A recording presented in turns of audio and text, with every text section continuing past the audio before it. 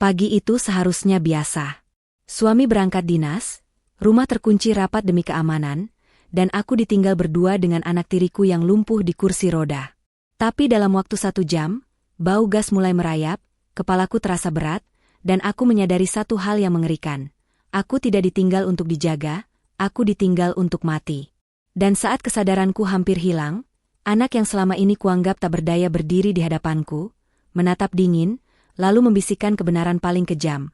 Ayahnya sendiri sedang mencoba membunuh kami. Assalamualaikum warahmatullahi wabarakatuh. Kisah ini terinspirasi berdasarkan kisah nyata. Nama, tempat dan karakter telah diubah demi menjaga privasi semua pihak. Segala bentuk kesamaan dan kejadian sebenarnya hanya kebetulan semata.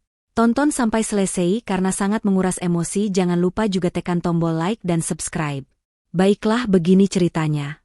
Suara mesin mobil sedan hitam itu menderu halus di pekarangan memecah kesunyian pagi di kawasan elit yang sepi ini.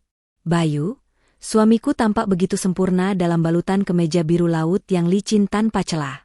Aroma parfum mahalnya, campuran kayu cendana dan sedikit jeruk masih menguar kuat, menciptakan ilusi keamanan yang selama ini membuai hari-hariku. Ingat pesan Mas Ran, ucapnya lembut sembari merapikan anak rambut yang jatuh di pelipisku. Dinas kali ini cuma 3 hari, jangan kemana-mana. Kamu tahu kan kondisi Dika tidak memungkinkan untuk diajak jalan-jalan, dan Mas nggak tenang kalau kamu tinggal dia sendirian. Aku mengangguk patuh. Iya, Mas. Aku akan di rumah saja menemani Dika. Mas, hati-hati di jalan, ya. Bayu tersenyum. Dia menoleh ke arah teras. Tempat Dika duduk diam di kursi roda mahalnya. Anak tiri laki-lakiku itu berusia 10 tahun, namun tubuhnya ringkih. Kepala Dika terkulai miring ke kiri. Air liur menetes perlahan membasahi bibir handuk yang terpasang di lehernya. Jaga Dika baik-baik. Dia satu-satunya peninggalan almarhumah yang Mas punya, ujar Bayu dengan nada yang tiba-tiba memberat. Pasti, Mas. Aku sayang Dika seperti anakku sendiri. Bayu mengecup keningku lama lalu masuk ke dalam mobil. Kaca jendela turun perlahan. Oh ya, gerbang depan Mas kunci dari luar ya, sayang. Kemarin ada kabar perampokan di blok sebelah. Kunci cadangan ada di laci kerjaku, tapi kuncinya agak macet, jadi sebaiknya jangan dibuka kalau tidak darurat. Biar Mas tenang kerjanya. Dia melajukan mobil menuju gerbang tinggi. Aku melihatnya turun sebentar, melilitkan rantai besi tebal di sela-sela pagar, lalu terdengar bunyi klik berat dari gembok besar yang dikunci. Mobil itu pun melaju, hilang di tikungan.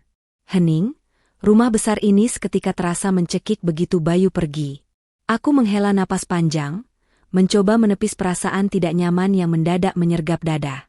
Aku berbalik menghampiri Dika. Ayo, nak, kita masuk. Di luar mulai panas. Dika tidak bereaksi.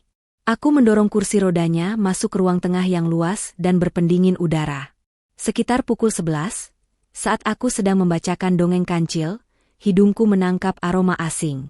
Samar, sangat tipis seperti bau telur busuk yang terbawa angin bercampur dengan aroma pengharum ruangan lavender yang biasa kami pakai. Aku menghentikan bacaanku.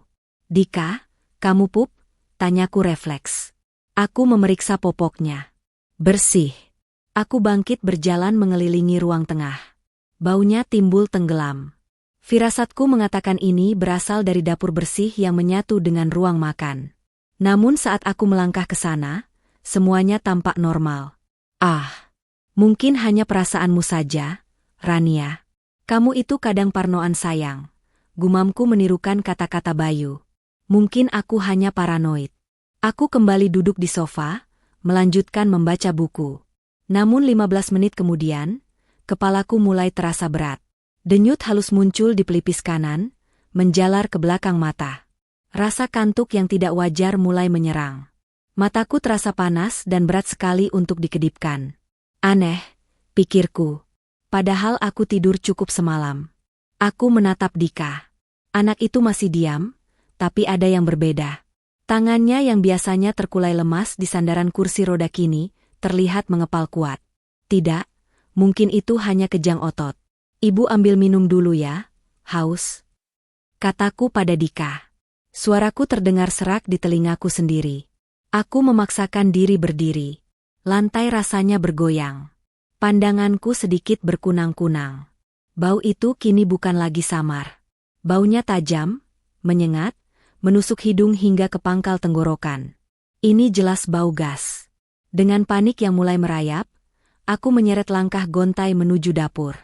Aku harus memeriksa tabung gas LPG 12 kg yang tersimpan di dalam kabinet bawah kompor.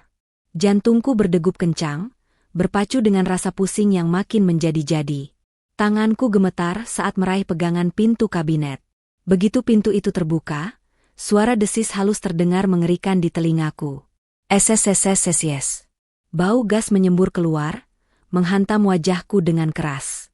Regulatornya tampak miring, seolah tidak terpasang dengan benar atau sengaja dilonggarkan.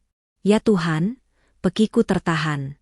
Aku mencoba menjangkau regulator itu untuk memutarnya, mencabutnya, melakukan apa saja untuk menghentikan desisan mematikan itu. Tapi kepalaku berputar hebat. Tubuhku limbung, kakiku lemas seperti jeli. Aku merosot jatuh ke lantai dapur yang dingin. Oksigen di paru-paruku rasanya menipis dengan cepat. Hitam mulai merayap di tepian pandanganku. Dalam kesadaran yang timbul tenggelam, aku teringat Dika. Tapi menggerakkan jari saja aku sudah tak sanggup. Aku tergeletak tak berdaya, menunggu maut menjemput.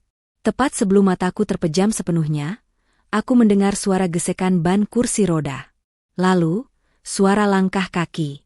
Bukan langkah kaki yang menyeret, tapi langkah kaki yang tegap, cepat, dan mantap.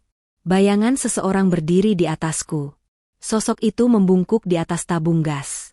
Tangannya bergerak cekatan, memutar regulator, mencabutnya dengan satu sentakan kuat, lalu melemparnya menjauh. Bunyi desis itu berhenti. Sosok itu berbalik menatapku. Itu Dika. Anak yang seharusnya lumpuh total itu kini berdiri tegak di hadapanku, menatapku dengan sorot mata yang dingin, tajam, dan cerdas. Tidak ada lagi air liur, tidak ada lagi leher yang terkulai. Bibirnya bergerak, membisikkan sesuatu yang membuat darahku membeku. Tahan napasmu, Bu. Ayah bukan lupa. Dia memang mau kita mati hari ini. Udara segar menyerbu masuk ke dalam paru-paruku dengan kasar. Membuatku terbatuk-batuk hebat hingga air mata merembes keluar. Aku berusaha bangun bertumpu pada siku yang masih gemetar. Pemandangan di depanku sungguh di luar nalar. Jendela-jendela besar di ruang tengah dan dapur kini terbuka lebar. Angin kencang masuk, mengusir bau gas mematikan. Dika, anak yang selama 2 tahun ini ku gendong, kini sedang berdiri di atas kursi makan memutar kipas angin dinding ke kecepatan maksimal. Dika, panggilku lirih. Dia melompat turun dari kursi dengan pendaratan sempurna lalu berjalan cepat ke arahku, membawa botol air mineral. Minum, Bu. Sedikit-sedikit. Perintahnya. Kak, kamu bisa jalan? Tanyaku terbata-bata. Fokus dulu ke sini, Bu. Pertanyaan ibu soal kakiku bisa ditunda, tapi nyawa kita tidak, ujarnya dingin. Dia menyodorkan ujung selang gas. Klaim ini dilonggarkan paksa menggunakan obeng pipih. Ayah tidak pernah lupa apapun. Dia seorang arsitek yang perfeksionis. Apa masuk akal dia lupa pada hal yang menyangkut nyawa anak dan istrinya? Gas bocor. Gerbang digembok dari luar. Jendela semua terkunci rapat sebelum dia pergi. Dika menjabarkan fakta-fakta itu seperti seorang detektif kawakan. Dia sengaja. Dia tidak merawatku, Bu. Potong Dika tajam. Suaranya bergetar menahan amarah. Aku tidak pernah lumpuh karena kecelakaan itu. Kakiku patah, iya. Tapi sudah sembuh total setahun setelah ibu kandungku meninggal. Aku selamat, Ibu. Sejak saat itu aku memutuskan untuk mati suri. Aku menjadi boneka cacat yang tidak berbahaya. Tiba-tiba suara dering ponsel memecah ketegangan. Ponselku bergetar, menampilkan nama kontak, suamiku hati merah 2 hati merah 2. Dika menoleh cepat, wajahnya menyala waspada. Dia berlari, benar-benar berlari menuju kursi rodanya. Dia melompat duduk, memiringkan kepalanya ke kiri, dan menjatuhkan rahang bawahnya. Dika kembali menjadi anak lumpuh yang tak berdaya. Angkat, Bu. Angkat sekarang. Jangan menangis, jangan gemetar. Kalau dia curiga sedikit saja kita selamat, dia akan putar balik dan menghabisi kita dengan tangannya sendiri. Aku menekan tombol hijau. Halo, sayang. Kamu baik-baik saja di rumah? Kok suaramu terdengar napasnya ngos-ngosan begitu? Tanya Bayu, suaranya hangat dan mematikan. Aku habis lari dari kamar mandi, Mas. Tadi aku dengar suara gelas jatuh. Ternyata kucing tetangga masuk lewat jendela dapur. Dustaku, otakku bekerja keras mencari alasan. Bukannya semua jendela sudah Mas kunci rapat? Kok bisa ada kucing masuk? Kamu buka jendela ya, Ran? Pertanyaan itu menjebak. Mungkin kuncinya kurang pas. Mas, tadi terbuka sedikit tertiup angin. Jawabku cepat. Ya sudah, kamu istirahat saja. Jangan lupa cek kompor ya. Perasaan Mas nggak enak. Takut ada kebocoran atau apa. Gas lighting itu. Dia sedang menanamkan alibi. I love you, Rania. Love you too, Mas. Sambungan terputus. Ponsel itu terlepas dari genggamanku. Aku merosot duduk di lantai, memeluk lutut, dan tangisku pecah tanpa suara. Berhenti menangis, Bu. Suara Dika kembali terdengar tegas. Dia menjalankan kursi rodanya mendekatiku, lalu menepuk pundakku pelan. Dia kecewa. Ibu masih hidup, kata Dika datar. Tiba-tiba ponselku bergetar lagi. Pesan chat masuk. Bayu, sayang kok aku cek CCTV ruang tengah gelap. Lampunya mati ya. Coba kamu nyalakan. Aku mau lihat kondisi Dika. Dia sedang mengetes kita, bisik Dika. Dia mendongak menatapku. Lalu dengan gerakan cepat dia merobek sedikit kerah bajunya sendiri, hingga terlihat berantakan. Bu, tampar aku. Perintahnya. Lalu jatuhkan badan ibu di sofa. Beraktinglah seolah ibu sedang pusing hebat dan emosi ibu tidak stabil karena keracunan gas. Marahi aku di depan kamera itu. Aku memejamkan mata, menggigit bibir, lalu mengayunkan tangan. Plah, suara tamparan itu terdengar begitu nyaring. Wajah Dika terpaling ke samping. Dia mengubah wajahnya, suara raungan, yang memilukan keluar dari tenggorokannya. Aku langsung masuk ke dalam peran. Aku menjerit histeris, melampiaskan semua ketakutan dan amarahku. Diam kamu, Dika. Diam, teriakku sambil memegangi kepala, berjalan sempoyongan di depan lemari hias tempat kamera terkutuk itu bersembunyi. Mas Bayu, tolong aku. Kepalaku mau pecah. Racauku. Aku mau muntah. Erangku keras-keras. Minggir kamu, Dika. Aku berlari kecil menuju koridor belakang melewati jangkauan kamera di ruang tengah. Begitu sampai di depan pintu kamar mandi pembantu yang sempit dan lembab, Dika sudah menggelindingkan kursi rodanya dengan kecepatan kilat menyusulku. Kami berdua masuk dan Dika segera mengunci pintu grendel dari dalam. Dika mengeluarkan sebuah tablet tipis yang disembunyikan di balik sandaran punggung kursi rodanya. Aku sudah meretas cloud dan sinkronisasi chat ayah sejak sebulan lalu, ujar Dika sambil menekan tombol play. Layar tablet itu menampilkan aplikasi pesan dengan kontak bernama Clara Interior Design. Bayu, gasnya sudah kupasang longgar. Si idiot dan si bodoh itu terkurung di dalam. Sekarang aku otu pura-pura dinas. Clara yakin aman, Mas. Kalau gagal gimana? Aku nggak mau nunggu jandamu lebih lama lagi loh. Tiket ke Paris udah aku booking buat minggu depan. Rania itu naif. Dia bodohnya minta ampun. Kalaupun dia gak mati karena gas, dia bakal pingsan dan gak sengaja nyenggol lilin aromaterapi yang kuyalakan di meja sebelah sofa. Rumah itu bakal jadi abu. Kita cairkan asuransinya, terus kita nikah di Eropa. Bye-bye kemiskinan. Di bawah percakapan itu ada sebuah foto yang baru saja dikirim Clara. Foto tes kehamilan dengan 2 garis merah. Bonus buat kamu. Junior is coming. Duniaku gelap. Rasa sesak di dadaku bukan lagi karena sedih, itu berubah menjadi sesuatu yang lain. Sesuatu yang panas, membakar, dan tajam. Ibu tidak bodoh. Ibu cuma terlalu baik. Dan orang jahat selalu memanfaatkan orang baik. Dika menatap jam dinding. Kita punya masalah baru, Bu. Dia tadi curiga kenapa ibu tidak keracunan. Dia pasti akan memantau kita. Memantau bagaimana? Dia kan sedang di jalan tol. Tiba-tiba jari Dika berhenti bergerak di atas layar tablet. Matanya membelalak, wajahnya yang tadi tenang kini berubah tegang. Pucat pasi. Dika, kenapa? Tanyaku waspada. Bu, suaranya bergetar untuk pertama kalinya. Titik ini, mobil ayah. Dia baru saja keluar di pintu tol terdekat, dan sekarang titiknya memutar balik. Arahnya kembali ke sini. Dia tahu, bisik Dika. Dia akan sampai di sini dalam waktu 20 menit. Dan kalau dia pulang dan melihat kita masih hidup tanpa ada kebakaran, dia tidak akan pakai gas lagi. Dia akan menghabisi kita secara manual. Kita harus lari, Pekiku. Percuma, Bu. Gerbang digembok dengan rantai kapal. Kita terkurung. Kita sambut dia, ujar Dika. Dia memutar kursi rodanya cepat menuju lemari buffet. Kami menemukan kotak peralatan memancing tua Bayu, yang ternyata berisi palu kecil, semprotan merica buatan sendiri, dan sebuah alat setrum, stun gun, genggam berwarna hitam. Ini kejutan untuknya, gumam Dika sambil membuka kuncinya. Dia menyerahkan alat setrum itu padaku. Pegang ini, Bu. Ini satu-satunya kesempatan Ibu.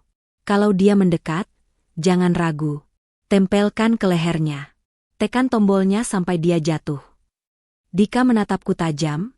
Kita tidak bisa menyerangnya di ruang tengah. Ada kamera. Kita akan bersembunyi di pantry. Dapur bersih, bawah tangga. Di sana gelap, sempit, dan yang terpenting tidak terjangkau sudut pandang kamera CCTV ruang tengah. Aku akan meninggalkan kursi rodaku di depan pintu pantry. Dia akan berpikir aku jatuh dari kursi roda dan merangkak atau ibu menyeretku ke sana untuk bersembunyi. Ide itu brilian sekaligus gila. Kami bergerak cepat. Dika melompat turun dari kursi rodanya. Kami mendorong kursi roda kosong itu hingga terguling di depan pintu pantry yang sedikit terbuka. Menciptakan ilusi kepanikan. Aku dan Dika masuk ke dalam kegelapan. Kami berjongkok di balik meja island di antara tumpukan kardus stok makanan. Napasku memburu. Dika menggenggam tanganku erat. Telapak tangannya dingin. 15 menit. Terdengar suara ban mobil menggilas kerikil di depan rumah. Jantungku rasanya mau melompat keluar dari kerongkongan. Dia datang. Pintu utama terbuka pelan. Langkah kaki terdengar di lantai marmer. Rania, panggilnya, suaranya datar, dingin, tidak ada nada cemas seperti di telepon tadi. Tidak ada jawaban. Rumah sunyi senyap. Dika, panggilnya lagi. Dia berhenti sejenak, mungkin melihat sekeliling. Sialan. Umpatnya pelan, baunya sudah hilang. Bayangannya bergerak lagi. Dia berjalan menuju kursi roda yang terguling di depan tempat persembunyian kami. Dia berhenti tepat di depan pintu pantry. Jarak kami hanya terpisah selembar pintu tipis dan meja island. Aku mencengkeram alat setrum itu sekuat tenaga. Kalian main petak umpet ya? Kekehnya. Suara tawa yang kering dan tanpa emosi. Keluar, Rania. Aku tahu kamu belum mati. Gasnya kurang banyak ya. Tiba-tiba sebuah benda logam berat jatuh ke lantai marmer. Klang. Aku mengintip sedikit. Di tangan kanannya, Bayu memegang sebuah kunci roda besi panjang yang berkilau ditimpa cahaya lampu.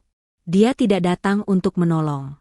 Dia datang untuk memastikan tidak ada saksi mata yang tersisa. Bayu melangkah maju. Kakinya menendang kursi roda Dika hingga terpelanting menabrak dinding. Dika, anak cacat yang menyusahkan, geramnya sambil melangkah masuk ke area dapur bersih. Keluar kamu. Papa mau kasih obat tidur permanen. Dika menyikut lenganku keras. Sekarang, aku menarik napas panjang, mengumpulkan seluruh sisa keberanian. Aku bangkit dari persembunyian, alat setrum di tangan kanan menyala dengan suara BZCT yang tajam. Aku di sini, Mas, teriakku. Bayu berbalik, matanya membelalak kaget. Kunci roda di tangannya terangkat. Namun sebelum dia sempat mengayunkan besi itu, aku menerjang maju. Suara BZZT yang nyaring dan menakutkan memenuhi dapur sempit itu, diikuti oleh jeritan kesakitan yang bukan berasal dari mulutku. Alat setrum di tanganku menempel tepat di leher samping Bayu. Tubuh pria tegap itu mengejang hebat. Bayu ambruk seperti pohon tumbang. Aku mundur selangkah, napasku memburu. Jangan minta maaf. Setrum lagi, Bu. Sampai dia pingsan total, teriak Dika. Aku hendak maju, tapi terlambat sedetik. Tangan besar Bayu bergerak secepat kilat menyambar pergelangan kakiku. Dasar jalang, geramnya dengan suara parau. Bayu menyentak kakiku. Aku jatuh terlentang. Bayu mencoba bangkit, merangkak ke arahku. Tangannya terulur hendak mencekik leherku. Mati kamu, Rania. Krot. Tiba-tiba terdengar bunyi semprotan cairan diikuti bau pedas yang menyengat. Aarg, mataku panas. Bayu menjerit histeris, berguling memegangi wajahnya. Dika berdiri di sana, memegang botol parfum bekas yang berisi air cabai racikannya. Lari, Bu, ke kamar atas. Cepat, perintah Dika. Aku menyambar tangan kecil Dika dan kami berlari keluar dari dapur menuju tangga. Kami menaiki tangga melingkar yang megah itu dengan langkah 1000.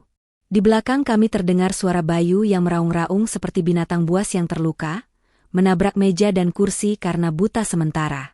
Aku bunuh kalian. Aku cincang kalian berdua, ancamnya. Kami sampai di lantai 2, masuk ke kamar tidur utama.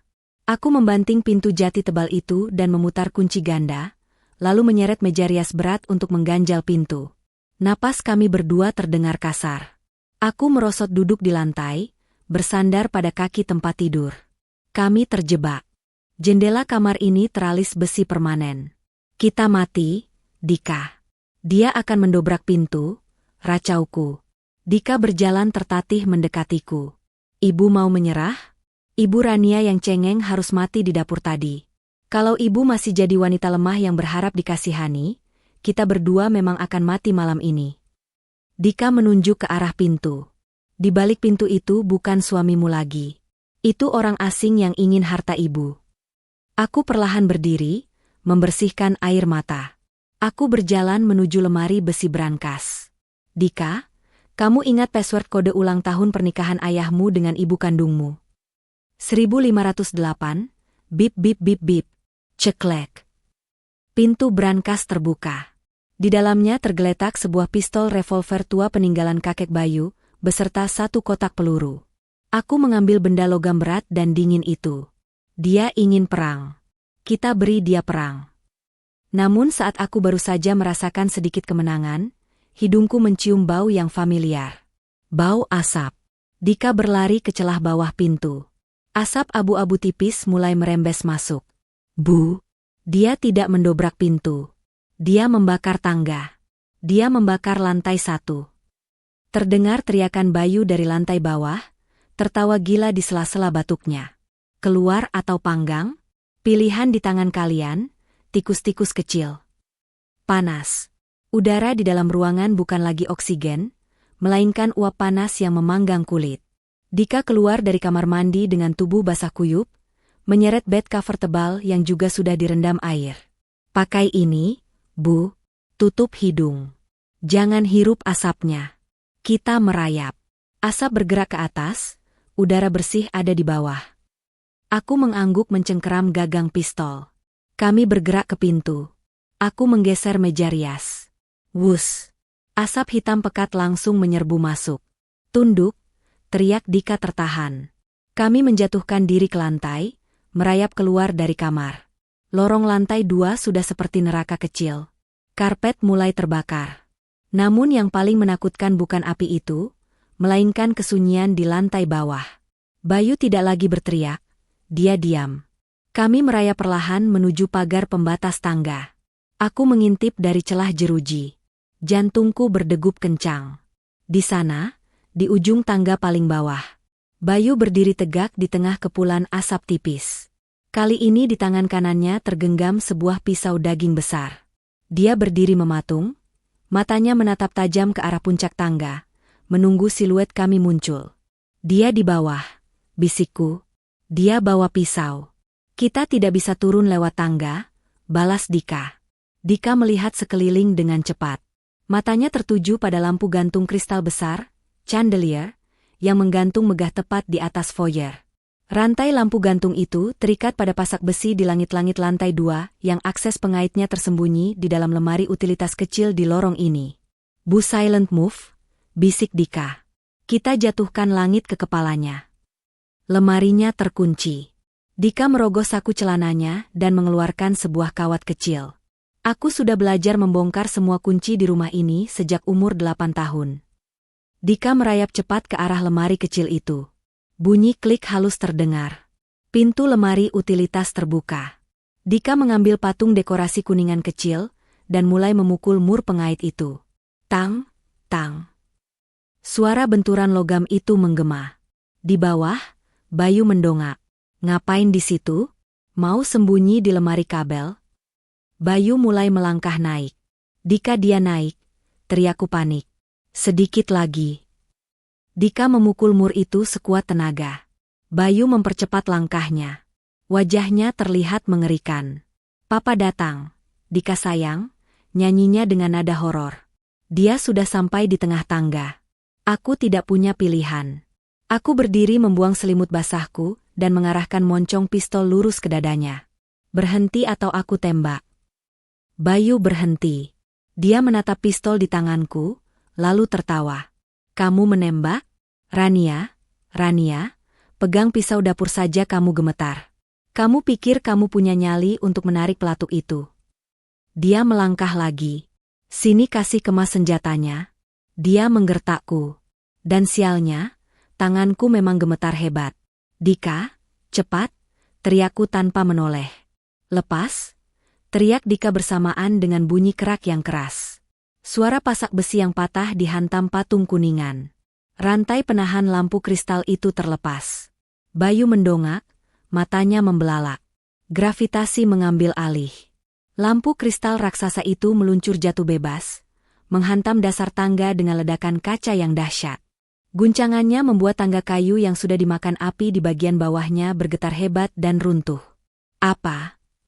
Bayu belum sempat menyelesaikan kalimatnya. Krabruk. Anak tangga tempat Bayu berpijak runtuh. Kayu yang hangus itu patah, mengirim Bayu jatuh terperosok ke dalam lubang api di bawah tangga. Aarg. Jeritan Bayu melengking. Kita berhasil, desisku tak percaya.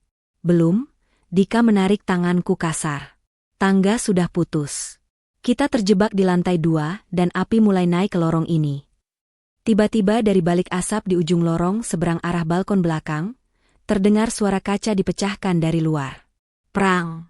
Lalu terdengar suara teriakan asing yang tegas dan berat.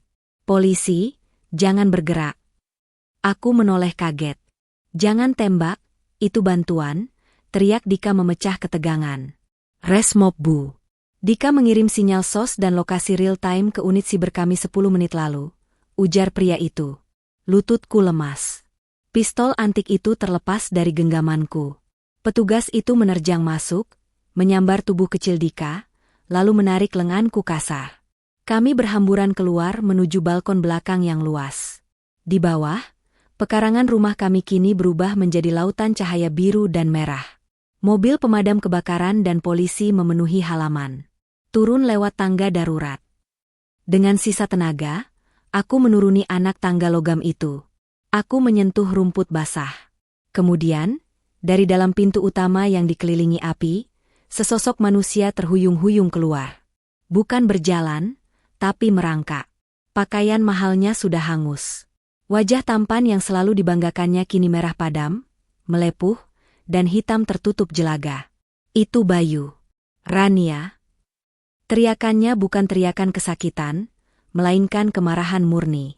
Dia berlari terbata-bata ke arahku. Di tangannya, pisau daging itu masih tergenggam erat.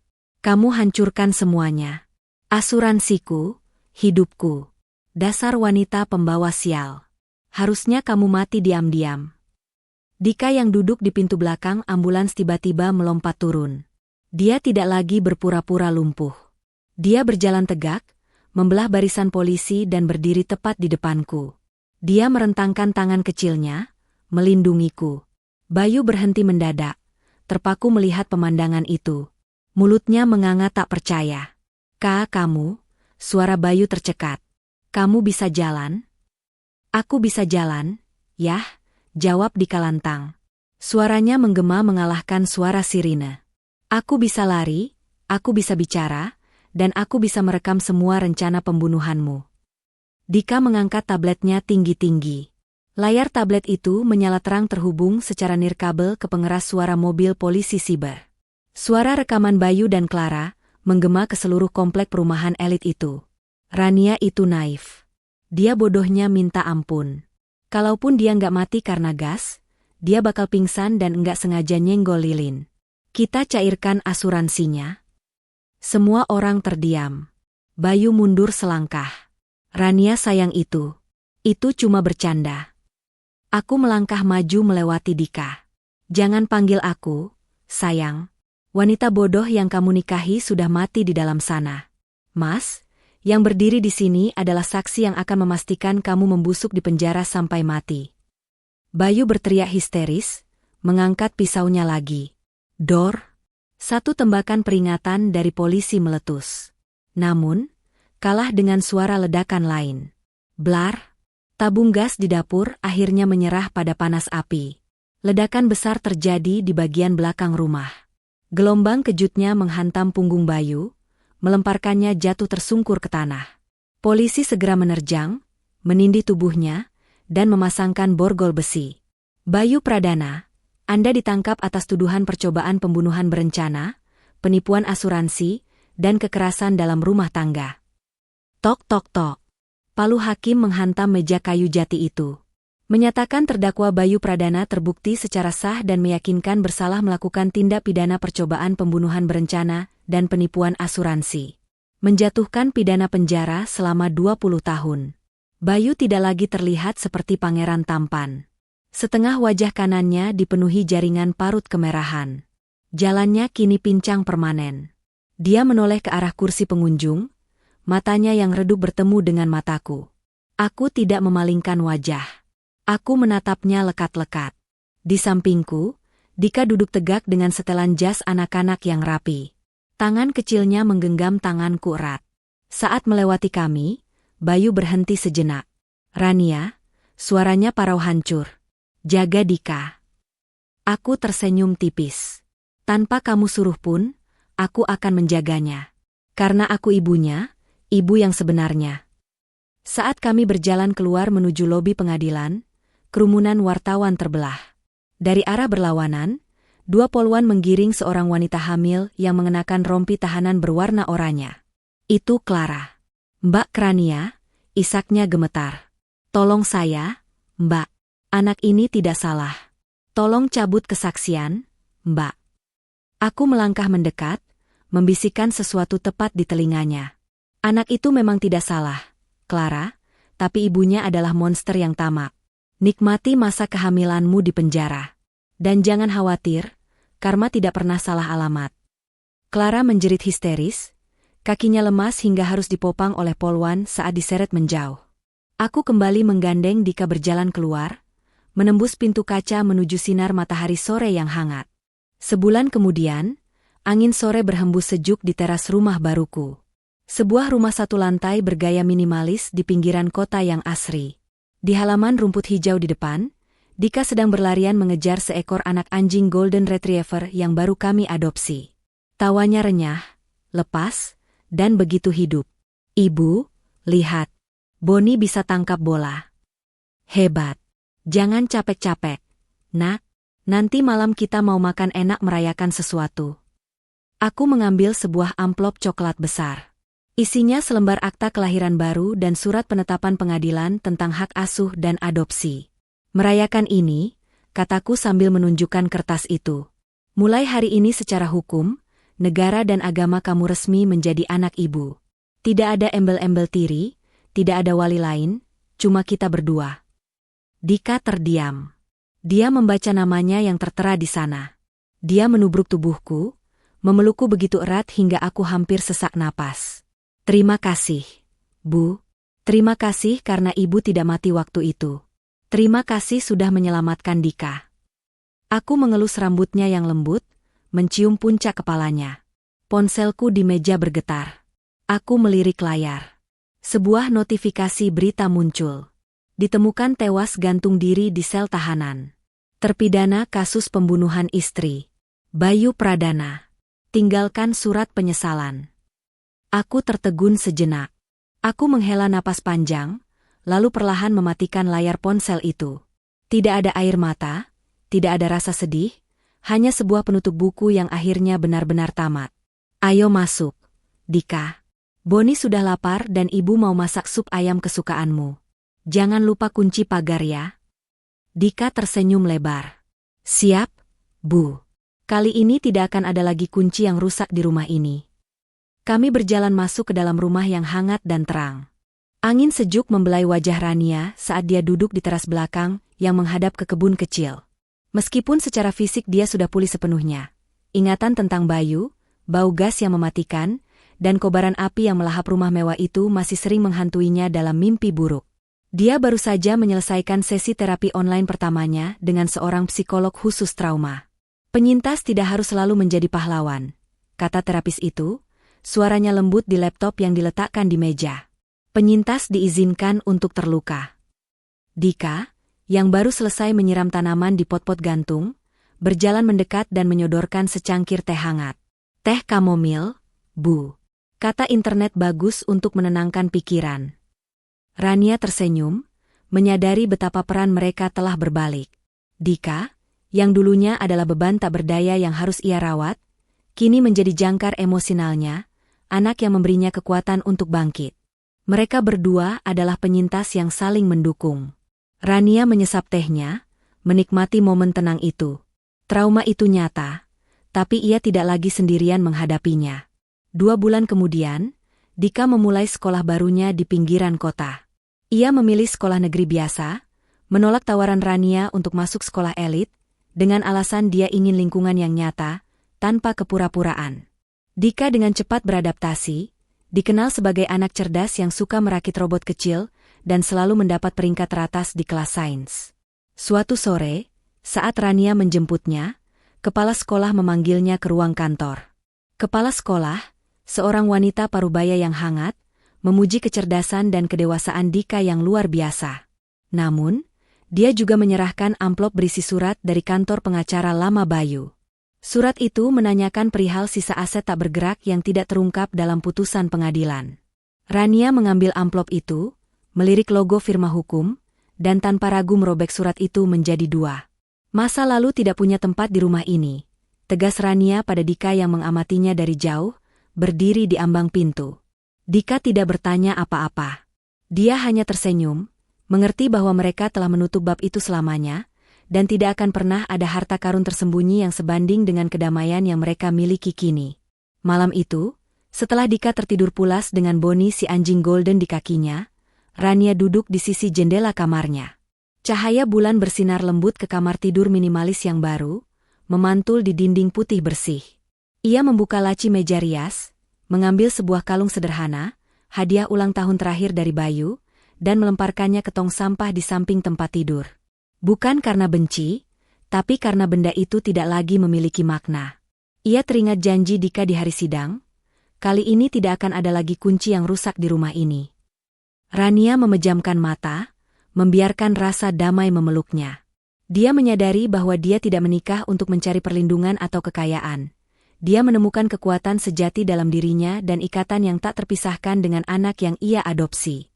Bayu telah pergi, tetapi dia meninggalkan hadiah yang tak ternilai. Dia bukan lagi Rania yang lemah. Besok, mereka akan mulai merencanakan perjalanan liburan pertama mereka ke pantai, hanya berdua, menyambut masa depan yang cerah dan bebas.